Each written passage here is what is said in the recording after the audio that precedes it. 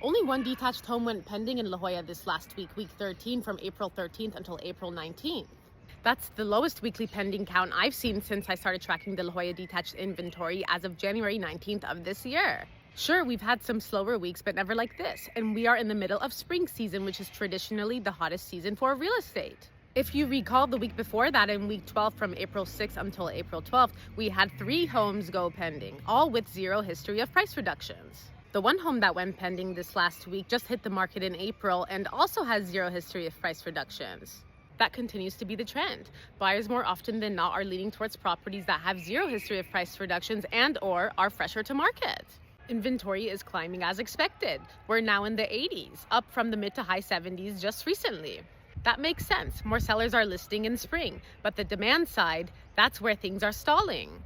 Price reductions remain flat compared to the week before at 5. And again, most of those are concentrated in the 3 to 5 mil range, which continues to make up the bulk of the inventory. And let's not forget, week 11, which is going to be from March 30th until April 5th, continues to hold the record for the most price reductions within a single week since I started tracking at 9. So if we zoom out, inventory is rising, pendings are at their lowest, and we're in the middle of spring season, which is supposed to be peak season. That tells me that there's growing tension in the market. I'm not going to go too deep into macroeconomic factors here. We all know what's going on. But just looking at the numbers alone, this is a market worth watching very closely. Yes, some homes are still selling quickly if they're priced and presented correctly, even selling before processing in the MLS. And yes, even over the $10 million marks, selling before processing in the MLS. However, overall, this is not a strong demand environment right now.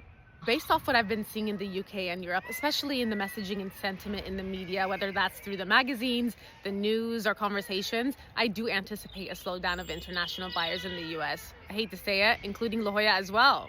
Perception matters. And we know that perception naturally affects buyer confidence and their investment patterns. This isn't like affecting every international buyer, but I'm just saying overall, yes, I believe there's going to be a slowdown. I do. So we'll see what happens, and that's that. And again, I'm Tara Ravanbach with Craig Lotzof and Associates at Compass. If you ever have any questions or would like more insight, I'm always here for you. 858-414-6310, and we'll see you next week.